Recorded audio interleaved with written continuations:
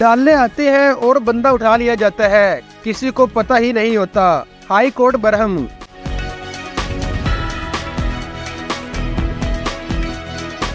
Islamabad high court ने लापता शहरी फैजान उस्मान की बाजियाबी के केस में रिमार्क्स दिए कि घर में वीगो डाले आते हैं और बंदा उठा लिया जाता है। इलाके के SHO समेत किसी को पता ही नहीं होता।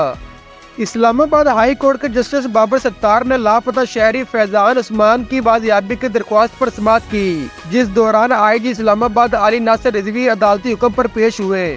लापता शहरी फैजान उस्मान को अदालती हुक्म के बावजूद बाजियाब करवा कर पेश न किया जा सका, जिस पर एडिशनल अटार्नी जनरल ने इस्तदा की कि हमें 2-3 दिन का मजीद वक्त दिया जाए। IG इस्लामाबाद अली नासिर रिजवी ने रोस्टरम पर आकर मौक़िफ़ अपनाया कि मैंने लापता फैजान के वालिद के साथ आधा घंटा गुजारा।